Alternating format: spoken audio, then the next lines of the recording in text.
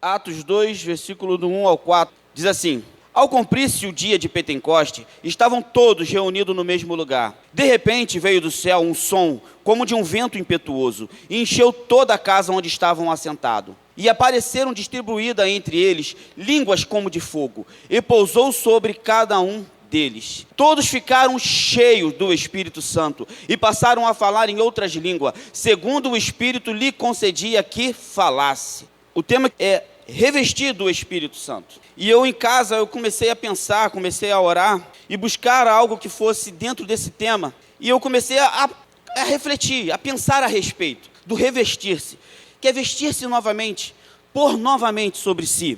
Então eu comecei a pensar, mas se nós começarmos a pensar em revestir com as nossas vestes normais dos dias atuais, as nossas vestes modernas, não fica tão legal assim. Porque as vestes de antigamente era como se fosse um vestido mesmo. Então eles punham sobre a cabeça e descia sobre o seu corpo. Já as nossas vestes de hoje, né? É algo que a gente bota uma manga aqui, bota outra manga ali. Tem mulher que amarra de um lado, amarra do outro. As vestes de hoje não dão um bem ideal. Mas para a ideia de quando foi escrito, pare e pense. Vestir-se, eles jogavam aquele tecido, aquele manto sobre eles, e aquilo vinha descendo sobre o seu corpo, até que cobria todo o corpo deles. Vestir-se, vestir-se novamente. Eles estavam nus até que se vestiram. E eu comecei a pensar a respeito disso, e Deus me deu essa palavra a respeito do Espírito Santo. Sabe por quê? Estavam todos reunidos ali em um só lugar, aguardando a promessa. 50 dias após da Páscoa, acontecia a festa do dia de Pentecoste. Então, a partir dali, estavam todos reunidos ali, gente de todos os lugares da terra. A palavra de Deus, nesse capítulo mesmo, já explica. Então, vamos entender o que o Espírito fez naquele lugar. A Bíblia diz que, de repente, eles estavam ali há quanto tempo? Desde a morte de Jesus. Desde a ressurreição. Desde que Jesus disse, eu vou para o Pai. Desde aquele período, eles estavam reunidos naquele lugar, vivendo em harmonia, buscando, aguardando a promessa que Jesus tinha dado a eles, aguardando o Espírito Santo. Quando nós falamos de revestir-vos, o que acontece muitas vezes conosco? Nós começamos a orar apenas no período da campanha, buscar apenas na época da campanha, quando nos interessa. Começamos a nos equivocar achando que o Espírito Santo é um instrumento que nós vamos usar quando nós precisamos, e é o contrário. O Espírito Santo é o dono, ele é o proprietário, e você é um instrumento, e ele vai te usar quando ele quiser, não você irá usá-lo quando você quiser. Começaram a entender a diferença? Vamos começar a entender o que é nos revestir, pôr sobre nós o Espírito Santo, e não é só para quando eu preciso, mas para sempre, todos os dias, todos os momentos, para onde quer que eu vou, eu preciso ser revestido do Espírito de Deus. Então, nós temos esse equívoco de achar que o Espírito Santo é só quando somos chamados para algo. Irmãos, a partir do momento que você aceita Jesus como teu único e eterno Salvador, tu já foi chamado. Não existe elemento neutro nessa guerra. Todos nós estamos envolvidos, quer você queira participar ou não. Então, revestir é quando você se veste. E o Espírito Santo diz que de repente veio um som, não foi um vento, mas foi um som, um barulho, como de um vento impetuoso, que encheu toda a casa, ou seja, era um som estrondoso, que encheu todo o lugar, e houve-se línguas repartidas como de fogo, línguas de autoridade, línguas que queimavam e ardiam o coração. E sobre o que eles falavam? Das grandezas de Deus. Eles falavam em outras línguas a respeito das grandezas de Deus, das maravilhas de Deus. E a palavra de Deus fala que existiam homens ali de todos os lugares, e eles ficaram perplexos com aquilo que viam, com a autoridade, com aquele mover. E muitas vezes nós, cristãos pentecostal, estamos nos baseando apenas no mover, no barulho, e esquecemos da essência. A essência que veio sobre ele, não uma emoção, mas algo que eles buscavam e buscavam. Então, para nós entendermos, o título da mensagem é: suas vestes caracterizam o que você é. Mas, Alan, eu não posso olhar e julgar as pessoas como aparência. Vamos entender o sentido do título. Suas vestes te caracterizam o que você é. Você vê um policial com o uniforme da polícia, ele é o quê? PM. Ele é um defensor. Ele protege o sistema público, servir e proteger. Você vê alguém com um uniforme de operário, eletricista. Ele é alguém que mexe com a elétrica. Eu vou te dar um exemplo de onde eu trabalhava no estaleiro. Quando eu trabalhava no estaleiro EISA, eram 4.000 homens trabalhando. Um lugar enorme, gigantesco. E ali existiam muitas funções. Olha o que eu falei, muitas funções. Todos eram trabalhadores, mas executavam funções diferentes. Desde o mais alto até o mais baixo, até o servente. Todos eles eram o quê? Trabalhadores. Executavam funções diferentes, mas todos trabalhavam. Então, como que eram reconhecidos? Em nosso capacete, o uniforme era igual, era o mesmo para todos, inclusive para os chefes. Porém, em nosso capacete, tinha colorações diferentes. Eu era da pintura, portanto, meu capacete era azul. Tinha um pessoal da segurança, o capacete era preto. O outro da elétrica, o capacete era amarelo, cinza. E o da segurança do trabalho, o capacete era amarelo. Então, o que acontece? No capacete vinham os nossos cursos e a data de reforma, a matrícula e o nome. Quem olhasse de longe não poderia ver matrícula, nome, nem se o curso estava renovado, os cursos que é necessário para você trabalhar num estaleiro. Mas já sabia o que ele era.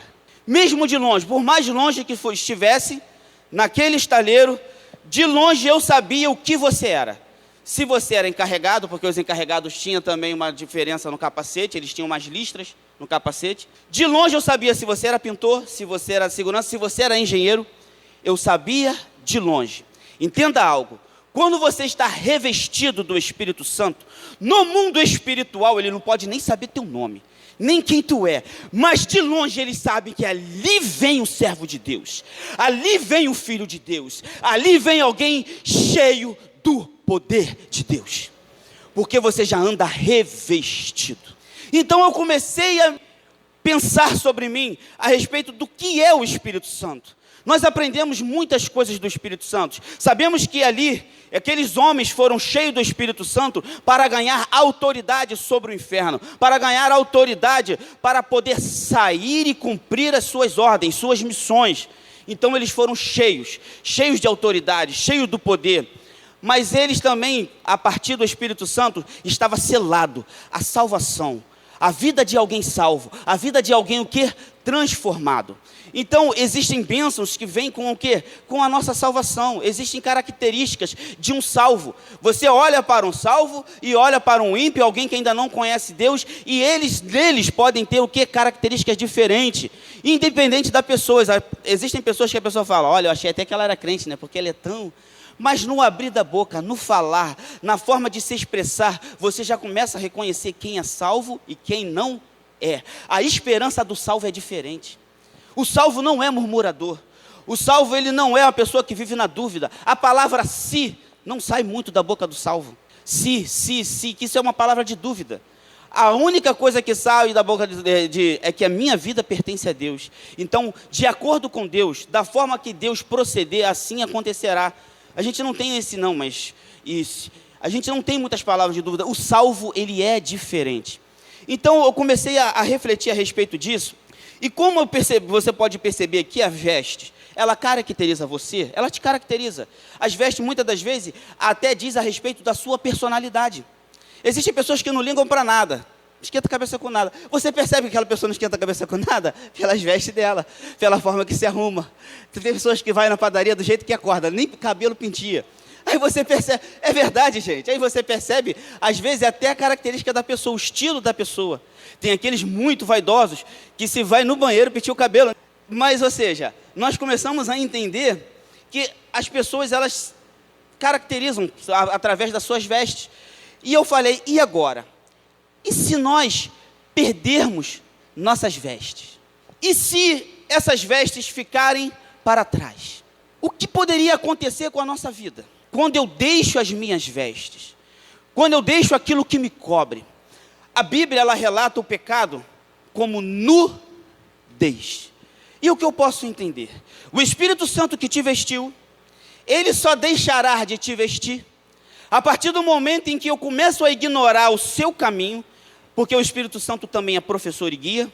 Quando eu começo a ignorar as suas ordens, quando eu começo a ignorar para onde ele está me dirigindo, automaticamente eu começo a manchar as minhas vestes. Automaticamente eu começo a perder as minhas vestes. Automaticamente o turbante da minha cabeça começa a sair, começa a cair. E turbante quer dizer sinal de autoridade. Eu começo a perder a autoridade no mundo espiritual, porque existe uma legalidade sobre a minha vida, em que o inimigo pode se opor a mim, mediante a legalidade que eu estou dando a ele. Então, quando eu começo a perder as minhas vestes, eu começo a perder as minhas características. As características de um salvo, de alguém cheio do Espírito Santo. Por isso é importantíssimo que a igreja nunca aparte esse tema dela, dos seus cultos, das suas orações. O tema da revestir-se do Espírito Santo nunca pode ser apartado da sua mente. Nós nunca podemos tratar com desdém o Espírito Santo, porque ele é a garantia, ele é o penhor da tua salvação, ele é o penhor da herança, ele é o penhor que você é propriedade de Deus, que você pertence a Deus. Então, a partir do momento em que eu começo a abandonar as minhas vestes, eu começo a andar nu. E eu vou dizer para você, irmão, não existe uma pessoa que seja mais envergonhada do que aquele servo de Deus que servia, que congregava e que fazia o máximo na casa de Deus, e de repente ele abandona. Sabe por quê? Essa pessoa, ela pode não dizer com as suas palavras, mas dentro do seu coração ela se sente nu, envergonhada. E eu fico tão triste, porque toda vez que eu converso com um desviado, muitos, né? Não são todos, 100%. Mas muitos, eles começam a pôr a culpa no pastor, eles começam a pôr a culpa na igreja, eles começam a pôr a culpa no sistema, em várias coisas, para justificar o seu insucesso. Porque eu não consegui prosseguir, eu derramo toda aquela minha amargura em alguém. Só que o evangelho, ele é algo que é uma boa notícia e que é para ser seguido. Então, quando eu sigo o evangelho, eu preciso me manter constantemente firme. Não é fácil, mas é o quê? Gratificante. Quando eu vejo uma alma se render aos pés por uma palavra que eu lancei, eu me sinto grato. Porque é mais uma pessoa que eu tirei das chamas do inferno, que eu livrei da ira vindoura. Então, antes de eu começar a pensar no meu próprio umbigo, eu tenho que pensar na minha função, naquilo que me caracteriza. Então, eu já notei, uma vez eu até cheguei a falar para uma pessoa isso, infelizmente eu fui duro, porque ele começou a lançar palavras duras, dizendo que tinha raiva de cristão, porque cristão quer se meter na política, porque cristão...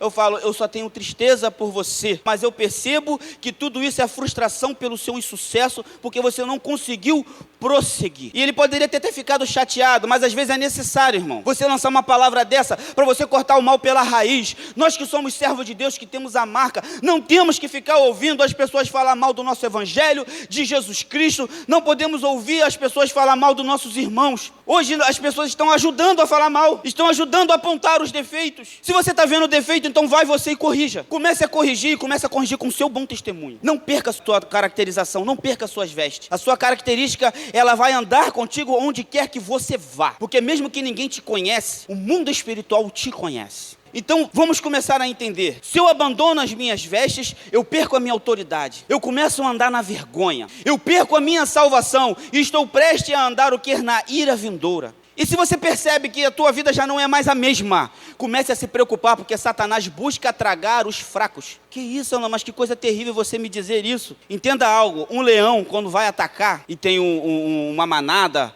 ou um coletivo de animais muito grande que é presa deles, uns correm para dispersar, porque eles vão perceber que quando dispersa os mais fortes correm, o mais atento corre, mas os mais frágeis, os filhotes, os mais frágeis, eles vão ficando para trás. E esses são as presas. É esses que eles tragam. E o que acontece? Se você não se preocupar com as suas vestes, de como anda você, com a sua característica, de como o mundo espiritual está te olhando, você vai se tornar o mais fraco. E quando o inimigo começar a dar o seu ataque, os mais fortes vão permanecer, mas os mais fracos serão tragados. E não é culpa de ninguém. Sabe de quem é a culpa? Sua, porque não observou. Aí você fala, mas que coisa terrível. Deus pode te livrar desse fim.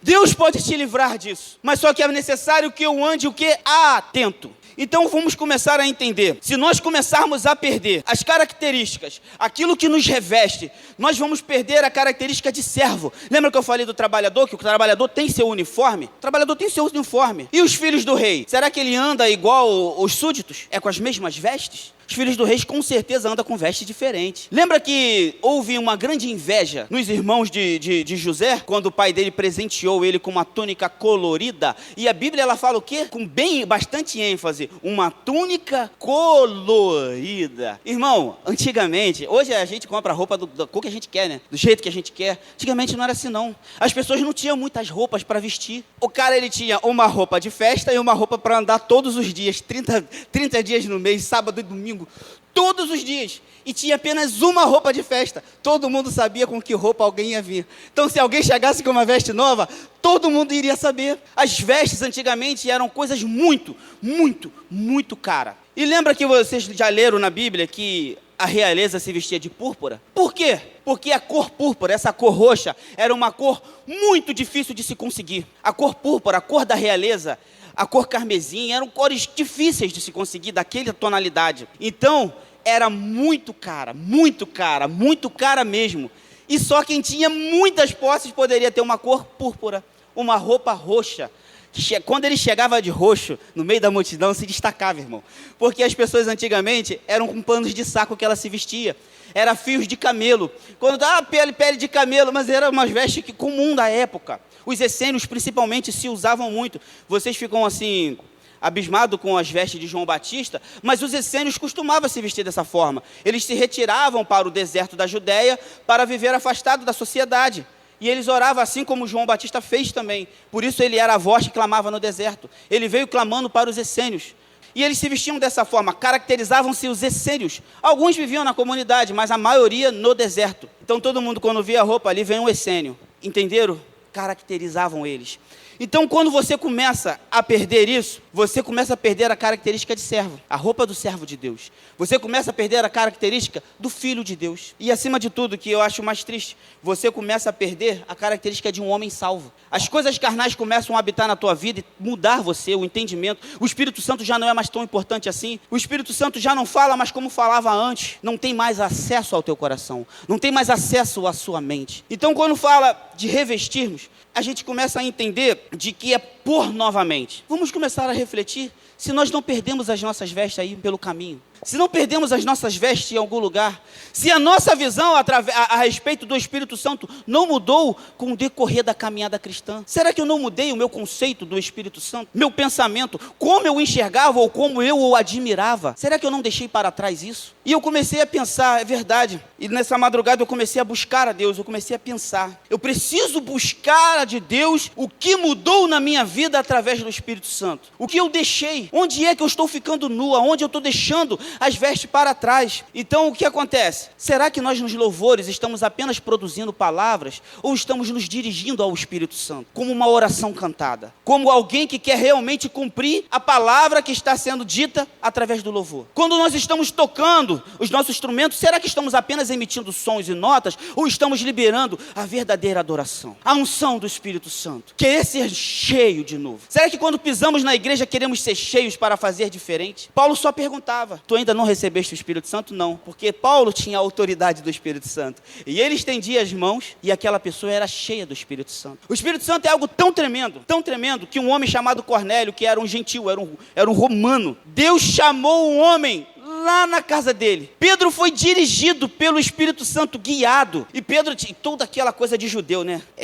Dizer que uma pessoa não era digna de Deus apenas pela sua nacionalidade. E Deus, ele dá uma visão tremenda de animais imundos, E desceu uma tenda com alguns animais imundos. E Deus manda Pedro comer. Ele falou, jamais comerei animal imundo. E Deus fala assim para Pedro, nunca diga que é imundo aquilo que eu santifiquei. E ali aquele homem é conduzido até a casa de Cornélio. E quando chega lá, e que ele estende a mão e começa a orar, Cornélio e toda a sua casa é batizada no Espírito Santo. E eles falam novas línguas. E aqueles judeus que lá estavam, falavam assim, Deus também se derrama aos gentios. O Espírito Santo também vem aos gentios, porque ele veio salvar o mundo. E começou a se expandir, abrir-se um leque. Então quando você começa a se entregar ao Espírito Santo, abre-se um leque de possibilidades na sua vida, de coisas que você pode fazer. Então eu comecei a refletir naquilo que eu pude ter deixado para trás, e Deus me fez pensar a respeito do que é buscar. Nós viemos hoje buscar buscar o Espírito Santo, buscar ser revestido. Mas você parou para pensar do que é isso, buscar? Eu separei aqui, eu vou ler, e quer dizer assim, ó, buscar pode ser o quê? Analisar o quê? Minuciosamente. A palavra buscar pode ser analisar minuciosamente. Quando você quer alguma coisa lá no Google, você vai lá, escreve, e vem lá um monte de coisa. E ali você faz o seu filtro. Você começa a ler e a buscar o que cada coisa para ver se é de acordo com aquilo que você quer. Então você analisa minuciosamente, você busca. A pergunta que eu te faço é: você conhece o Espírito que você veio buscar? Você estuda sobre ele? Você analisa minuciosamente o que você veio buscar hoje aqui? Buscar é o conhecer os detalhes. Quanto tempo você não pega a Bíblia para aprender a respeito de pneumatologia? Que palavra difícil e bonita de se dizer. Pneumatologia é o estudo do Espírito Santo. Palavra difícil, mas a ideia é simples. O estudo do Espírito Santo. Então vamos entender. Você tem estudado pneumatologia? Essa palavra tão bonita, que é o estudo a respeito do Espírito, aquele que te conduz, o penhor da tua salvação, a herança, a garantia da sua salvação, aquele que te levará, aquele que te reveste. Tem estudado sobre ele? Aí o outro esse o irmão vai gostar. Sabe o que é? Esforçar-se excessivamente para encontrar algo ou alguém. Olha como o povo gosta, né? Quando fala assim, esforçar excessivamente. Esse advérbio de intensidade, ele está querendo dizer que é algo constante, algo que você tem que fazer demais. Porque quando eu falo, ele se esforçou de maneira excessiva. Eu estou dizendo que ele se esforçou lá atrás de maneira excessiva, já fez. Ele fez, se esforçou. Agora quando eu lhe falo, esforçou excessivamente, eu estou dizendo de dia após dia, ele se esforçou e se esforçou e se esforçou e se esforçou. Você veio buscar o Espírito Santo hoje. Então é necessário que você se esforce excessivamente, dia após dia, após dia, após dia, na busca do Espírito Santo. Dia após dia, após dia, após dia, em um relacionamento com Ele. Dia após dia, após dia e após dia, para descobrir os seus segredos. Dia após dia, para ouvi-lo falar. Então, às vezes, a gente não nos dá os 100% necessários. Então, o que é buscar? Pode ser o quê? Caminhar em direção a... Opa! Agora pegou para os crentes dos dias atuais. Sabe por quê, irmão? É muito triste, é chato, mas eu tenho que falar isso. Os crentes dos dias atuais, a maioria, vêm para a igreja para ser servido. Eu quero que o pastor me dê uma boa mensagem, o ministério de louvor cante um bom louvor, eu quero que a pastora faça isso, aquilo ou aquilo outro por mim, eu vou embora para minha casa e continuo com a minha vida de sempre. Venho para a igreja para ser servido e não para servir. Eu venho para a igreja para buscar as bênçãos e não o dono da bênção. Eu venho para a igreja, eu quero que meu filho seja cristão para não me dar problema, mas não porque eu quero que ele seja salvo. A salvação do meu filho já não é a coisa mais importante, mas ele não me trazer problema é o mais importante. Não me dar dor de cabeça é o mais importante.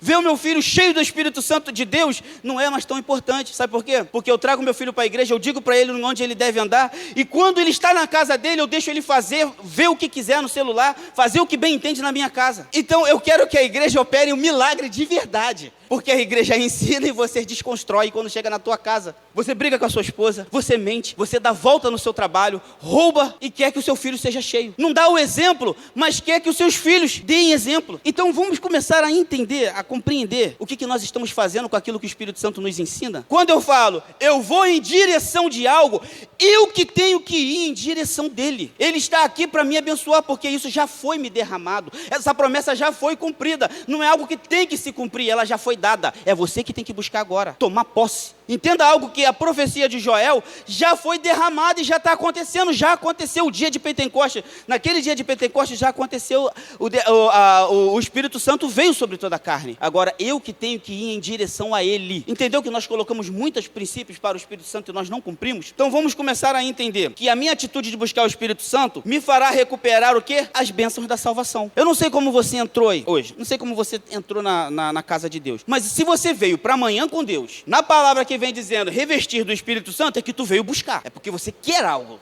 Então entende o que eu estou dizendo para você. O que seriam as bênçãos da salvação? Primeira bênção da salvação que ninguém leva em conta é eu entender e reconhecer que sou pecador. Olha que coisa incrível. A gente que às vezes está muito tempo na igreja, às vezes esquece disso. Que a primeira bênção da salvação é justamente eu reconhecer que sou pecador. Alguém quando vai orar sobre o seu pecado quer falar até baixinho. Quando tem que confessar o pecado, confessa até baixinho. Meu irmão, essa é a garantia de que tu vai ser perdoado. Não tem de vergonha nisso. Vergonha é quem não confessa, porque não tem garantia de ser do perdão. Agora, vamos abrir a nossa Bíblia que vocês vão entender melhor. melhor, em João 16, 7 e 8. Essa é a primeira bênção da nossa salvação, de ter o Espírito Santo. Lembrando que eu estou falando das bênçãos da salvação referente ao Espírito Santo. Diz assim: mas eu vos digo a verdade, convém-vos que eu vá, porque se eu não for, o Consolador não virá para vós outros. Se porém eu for, eu vos enviarei. Quando ele vier, convencerá o mundo do pecado, da justiça e do juízo. Vamos ler só até aí. Mas está dizendo que o Espírito Santo ele vai fazer o quê?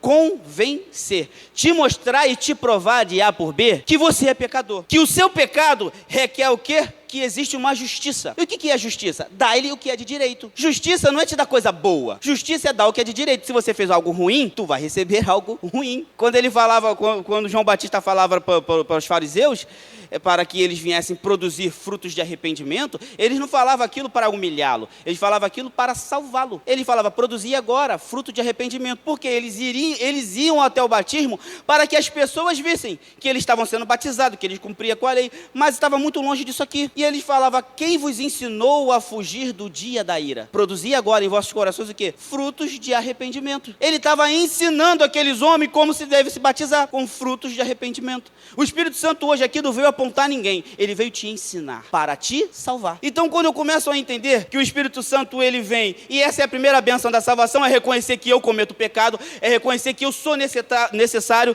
que o meu pecado, por menor que seja, causa uma justiça que me levará a um juízo, mas que o meu proceder de fé, de credulidade, de quem anda com Deus, que quem é fiel, também me levará a um juízo. E esse juízo será o quê? Um juízo de galardão. A gente só costuma olhar para o lado ruim da coisa, para as coisas que mas dá muito trabalho. Mas quem disse que você veio para o mundo para outra coisa que não seja trabalhar, que não seja fazer a vontade de Deus? Somos propriedade dele e não donos dele. Entenda, quando o Espírito Santo começou a colocar isso no meu coração, eu falei, é verdade. A gente quer as bênçãos da salvação e esquece que o arrependimento é a primeira bênção da salvação. Porque um homem orgulhoso, um homem altivo, ele tem dificuldade de se arrepender. E nós não podemos ter dificuldade de nos arrepender. Nós cometeremos o nosso pecado e muitas vezes, infelizmente, é necessário que o nosso pecado seja manifesto. Porque com o pecado manifesto, vem a vergonha que vem o arrependimento. Aí você fala, que isso, Alan? Deus fez isso com Davi. Davi não falou que pecou com Betseba. Davi não falou. Davi não mandou Urias para casa para poder Urias tomar a mulher dele e ele não ter jeito, uma forma de se livrar da tentação. Não, se Urias estiver lá, eu não vou me aproximar. A intenção não foi essa. É que ele tinha tido um relacionamento sexual com Betseba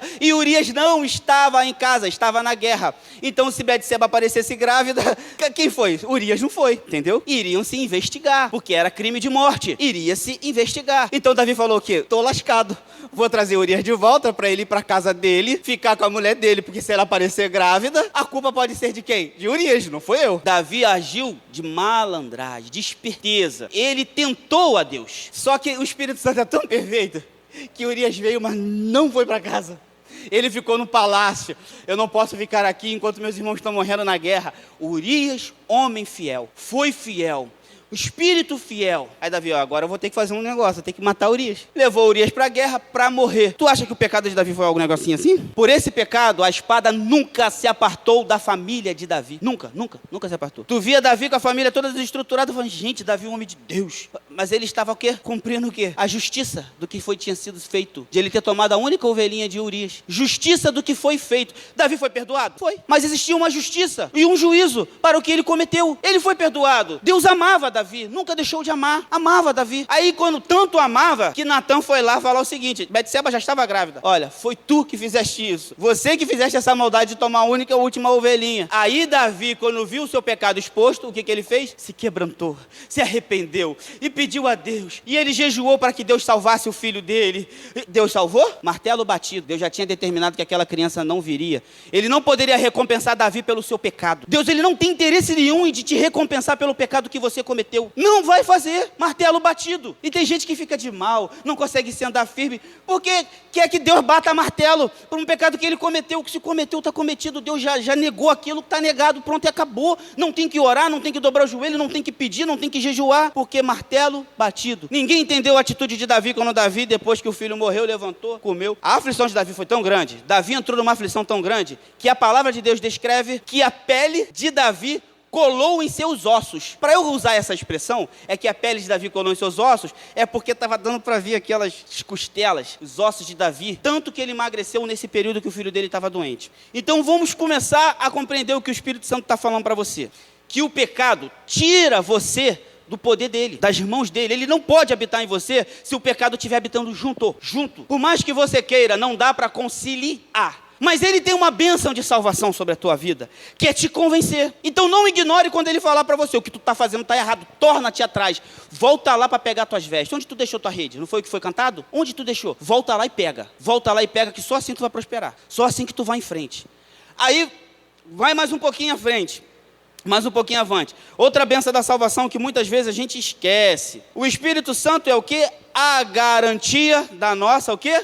Entenda algo, se ele é a garantia da minha salvação e eu sei que eu tenho que andar sem pecado, o Espírito Santo está dizendo, eu sou a garantia porque eu ando contigo todos os dias, porque sobre a tua vida existe um selo, uma marca, que demônio nenhum vai querer tocar em você, porque você é minha propriedade, não faz mais o que você quer, mas o que eu quero que você faça. O Espírito Santo ele é a garantia da sua salvação, também não é muito longe, mas abre aí em Efésios 1, 13 e 14, diz assim, ó, em quem também vós, depois de ouviste a palavra da verdade, o evangelho da vossa salvação, tendo nele também crido, foste o que? Selado com o Espírito da promessa, o qual é o penhor, ou seja, a garantia da nossa herança, até o resgate da sua o que? Propriedade, em louvor da sua glória. Ou seja, você viu que você é o que? Propriedade. Foi selado como marca e propriedade de quem? De Deus. E essa herança só vai vir sobre a tua vida se você andar no Espírito. É difícil andar no Espírito? A palavra de Deus diz, andai no Espírito e jamais satisfareis os desejos da... Ele está dizendo que só existe uma forma de eu andar, uma forma de eu não satisfazer o desejo da carne, é andar no Espírito. Só que o brasileiro, ele tem jeitinho para tudo. Ele não quer satisfazer o desejo da carne, mas quer andar sempre perto dela. Sempre perto daquilo que me faz tropeçar. Não quero andar no Espírito, eu não quero ler a Bíblia, eu não quero orar de madrugada, eu não quero buscar, mas eu também não quero pecar. Irmão, impossível, não dá. Pode tentar, você não vai conseguir. Não tem como não andar na carne se não seja por busca, por oração, por louvor, por contato com o Espírito Santo. Não tem como. Entenda algo. Jesus, grande e poderoso Deus, Jesus foi batizado e veio o Espírito Santo. Olha que coisa tremenda, hein? Como uma forma de pomba, e veio sobre ele, e uma voz do céu disse, esse é meu filho em quem minha alma se compraz. E houve o batismo, coisa tremenda, fogo desceu, Jesus estava lá. Aí, o Espírito Santo de Deus o guiou para o deserto para o quê? Ser tentado. Entenda algo, uma da satisfação de Deus é ver você ser tentado, mas resisti-lo. Entenda algo, Jesus não jejuou porque tinha o Espírito Santo, Jesus jejuou porque estava sendo tentado. Ao contrário, nós não queremos jejuar para ter o Espírito Santo Jesus já tinha, mas ele jejuou. Lembra que você não vê Jesus jejuar muito nas passagens, mas no deserto ele jejuou. Porque no deserto ele estava sendo tentado. Aí você fica pensando, não, mas só aquelas tentações.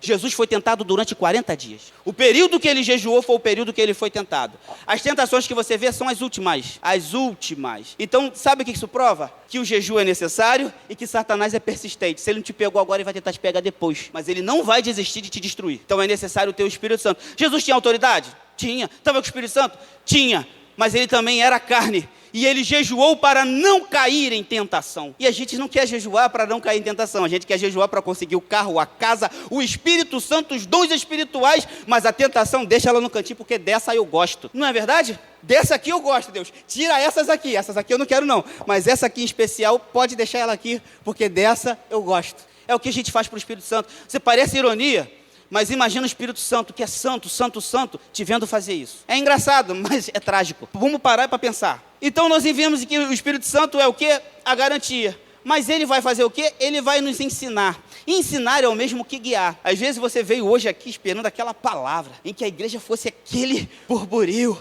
todo mundo louvando, glorificando, e Espírito Santo, aí você tem essa palavra de ensino. Sabe por quê? A palavra da verdade te liberta. E liberto você vai ser cheio do Espírito, vai ser salvo, vai ser transformado. E o Espírito Santo quer que você entenda, para que quando você saia daqui, você comece a colocar isso em prática. É o quê? Buscar excessivamente, revestir, deixar o Espírito Santo vir sobre por você inteiro. Não só até onde você quer que ele atue, por você inteiro. Então vamos entender lá. Em Gálatas 5, ele vai te ensinar, vai te guiar, mas tem um processo aí.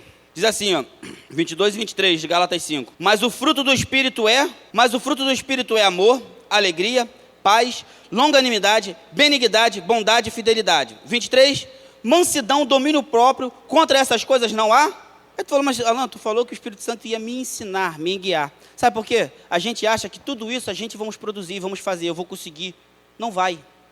Ele está te ensinando hoje que mansidão, domínio próprio, amor, paciência, você não vai conseguir sozinho. Não é obra da tua carne. Não vem de você. É fruto do Espírito. E o fruto do Espírito só vem na vida daquele que anda com o Espírito de Deus. Só com quem anda o Espírito de Deus. Quer ser filho de Deus? Seja guiado pelo Espírito de Deus. Que a palavra de Deus em Romanos 8 diz. Aquele que é guiado pelo Espírito de Deus, estes são filhos de Deus. Aí eu começo a entender que eu preciso buscar. Aonde tu deixou cair as suas vestes? Para onde ficou parada as suas vestes? Hoje é dia de pegar as vestes. Deixar-se revestir. O Espírito Santo te trouxe aqui hoje para entender que tudo isso que você quer na tua vida, tudo isso que você quer, produzir fruto, domínio próprio, temperança, todas essas coisas boas, são bênçãos da salvação, por intermédio do Espírito Santo. Bênçãos da salvação. O salvo, ele tem esses frutos. Porque o Espírito Santo, ele não visita o salvo, ele habita dentro do salvo. O Espírito Santo, ele selou o salvo. O salvo é propriedade de Deus. O Espírito Santo é a garantia, o penhor de que o salvo pertence a Deus. Aí agora você vai começar a entender. Sabe por quê? Quando se fala do Espírito Santo, as pessoas ficam muito voltadas lá em Atos 2, do poder de falar em línguas. É bonito, né? Quando você vê falar em línguas. Mas para que serve falar em línguas? Para a sua edificação própria. Não edifica a igreja. Todo mundo falando em línguas, aí é legal, porque todo mundo está edificando a si mesmo. Mas se eu subo aqui no púlpito hoje, não falo nada, só fico falando em línguas, rodopiando e dizendo, tem fogo descendo, o Espírito está fazendo, e que Deus, e vocês glorificando. Quando acabar isso, se vocês forem para casa, o que vocês aprenderam? Nada. O que será que vai mudar na tua vida? Provavelmente nada. Porque vamos entender que existe um certo emocional coletivo. E o ser humano é muito voltado ao emocional. Eu tenho que sentir arrepio. O Espírito Santo não fala essas coisas de que você tem que sentir arrepio para a presença dele tá não. A presença dele está contigo quando você está dormindo, quando você toma banho, quando você se arruma. A presença do Espírito Santo está contigo o tempo todo e você não fica se arrepiando o tempo inteiro. Entendeu? Porque como é que o emocional... Existia um embate muito grande entre eu e meu amigo Márcio, quando eu falava que essas coisas era 60%, 70% emocional e o restante era a ação do Espírito Santo, sim. E ele achava que não, que era o Espírito Santo. Eu falei, Márcio, o rodopiar é o emocional. Por que não é todos os irmãos que rodopia? Por que não é todos os irmãos que pula? Por que não é todos os irmãos... Sabe por quê? Porque é de acordo com a personalidade de cada um, com a experiência de cada um, com a tua forma de se...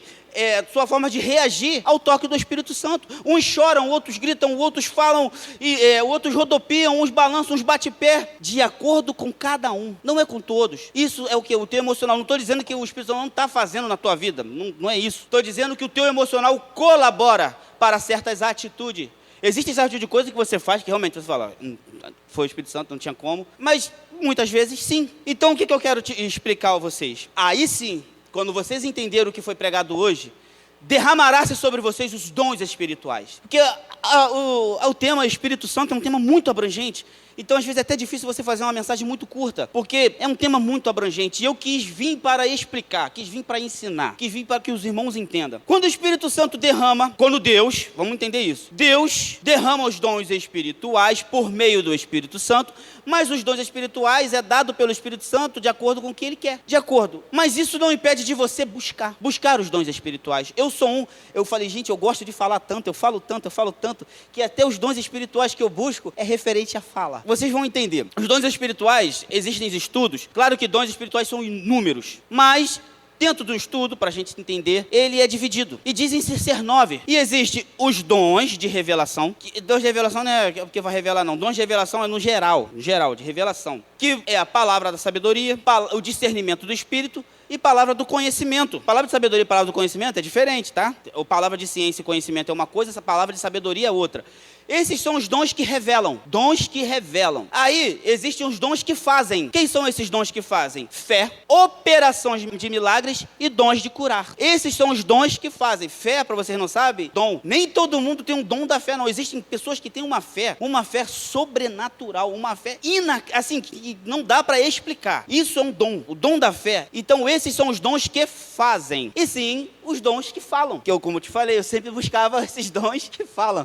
Porque eu sei o que eu gosto muito de falar, não é possível. E eu nem sabia disso no início, né? Os dons que falam, variedade de línguas, interpretações de línguas e profecia. Os 3 dons que falam. Então, quando eu começo a entender esses dons, esses 9 dons que o Senhor derrama sobre a tua igreja, para que serve isso, Alain? Para eu mostrar que eu sou cheio do poder? Não caia nessa. É para o desenvolvimento e a expansão do evangelho. Existem lugares que o evangelho só entra através de milagre. Existem homens de Deus que a pessoa só vai se render através da profecia. Existem coisas que estão acontecendo na vida de pessoas que ela só vai se render aos pés de Deus pela revelação. Existem dons que pessoas vão se render a Deus porque foi revelado a ela, outros porque alguma coisa aconteceu e outros porque ouviu. Então isso é para o que? A expansão do evangelho e para o que? A edificação da igreja, para a construção, para que se cresça, para que se torne forte. Dons espirituais é isso. E às vezes o que acontece, nós estamos querendo dons espirituais para chegar aqui no púlpito, falar em línguas e todo mundo falar, nossa, como o pessoal, ele é cheio do poder de Deus. Não é para isso, é para construir, é para avançar, é para ganhar, é para conquistar. Para isso existem os dons espirituais. É para você falar de Deus, para você ganhar almas, é para você ter o coração arder pelo evangelho, por amor ao evangelho. Agora você vai pedir os seus dons espirituais, sabendo para que vão servir. Qual dom espiritual que você quer? Lá em Lucas, eu acho que é capítulo 11, versículo 13. Deixa eu ver se é 11 e 13. Isso, é isso mesmo. O que está dizendo assim? Ó? Ora, se vós que sois maus, sabeis dar boa dádiva aos vossos filhos, quanto mais o Pai Celestial dará o Espírito Santo àqueles que lhe... Se você é mau e sabe dar boa dádiva a teu filho, quanto mais o nosso Pai Celestial não vos dará o Espírito Santo àquele que o... Então eu tenho que fazer o quê? Pedir. Você pediu o Espírito Santo hoje? Você pediu a Deus para derramar o Espírito Santo sobre a tua vida hoje? Você pediu o Espírito Santo para derramar os dons espirituais para trabalhar? Porque não é para a pessoa saber que você fala em línguas, nem que você interpreta, não é para o teu irmão do lado saber, é para você edificá-lo, para você avançar, para você conquistar, para você ganhar alma, é para trabalhar na casa de Deus. Você lembra quando eles adoraram lá, o que excitou Arão a fazer? Foi mortos, mais de 3.000 homens. Quem foi que matou os 3.000 homens? Os levitas. Eles que sacaram da espada e mataram. Levitas eram soldados também. Só não ia para a guerra como os outros, mas também tinha atributo de soldado. Quem limpava o templo? Os levitas. Até os gibeonitas entrarem no negócio, quem é que limpava o sangue dos aspergidos? Os levitas. Quem é que carregava o tabernáculo para cima e para baixo? E tinha lá suas especificações, tá? Ó, como eu falei, as características. Tinha os gersonitas, os meraritas e os coatitas. Tinha os 3. Eles carregavam o templo. Eles carregavam o tabernáculo. Meu irmão, levitas, vocês têm uma importância gigantesca para a obra do Senhor. Mas gigantesca mesmo. É muito grande. Quando Deus ele chama os seus obreiros, ele dá as mesmas especificações de pastores. Levita, quem canta aqui também é obreiro. Pensa que não, obreiro é o que trabalha. A palavra obreiro quer dizer o que trabalha, que executa a obra. Obreiro. Se você está aqui, você trabalha. O baterista trabalha. Os adolescentes que estão pegando no instrumento, já saiba disso. Vocês estão aqui para trabalhar mesmo. Agora vocês vão trabalhar para um ministério espiritual. Hoje vocês não têm que limpar mais sangue. Não precisa vir lavar o banheiro, não precisa. Mas tem que dedicar a vida de vocês. Tem que jejuar, tem que buscar. Isso é uma exigência. Você acha que você é capaz de ser pastor? Então você também não é capaz de ser levita. Porque a exigência é a mesma. Você acha que você não é capaz de ser pastor? Então você também não é capaz de ser obreiro, de estar na porta, em pé. Não é capaz de poder mexer no som. Porque a exigência é a mesma. Entenderam? Como a gente quer botar a culpa no pastor, exigir do pastor Wagner, da pastora Alessandra, da pastora Delma e do pastor Paulo, e não queremos assumir as nossas próprias responsabilidades, as exigências são a mesma. As exigências de um homem salvo, de uma mulher salva, de um jovem salvo, de alguém que tem o Espírito Santo, de um adolescente salvo. Essas são as exigências. E adolescente também fala em línguas. Adolescente também é cheio do Espírito Santo de Deus. E hoje nós não vemos mais os nossos adolescentes buscar os dons espirituais, querer ser cheio. A culpa não é só deles. A culpa é nossa que não ensinamos. Temos que pegar e ensinar. E pais e mães, os pais, né, que têm seus filhos em casa, que são adolescentes, ensinam-o. A palavra de Deus diz para você ensinar o teu filho o caminho que deve andar. Não é para não se desviar dele. A palavra original diz para que se lembre dele. Meu amigo, entendeu o que o Espírito Santo está fazendo na tua cabeça hoje? Você quer manter assim, você quer viver assim, você quer continuar assim, você quer levar a vida desse jeito, quer viver assim. É o que o Espírito Santo está fazendo isso contigo hoje. Por isso, busca o Espírito Santo de Deus hoje. Assim eu deixo essa palavra, irmão. Esperando que os dons espirituais se derramem sobre a tua vida. Esperando que o Espírito Santo venha te revestir. Esperando que essa palavra fale ao teu coração do mesmo modo que falou ao meu coração. Lembrando que o Espírito Santo hoje separou esse dia, porque você disse, não foi eu, foi você disse que viria para amanhã com Deus. E Deus se faz presente nesse lugar.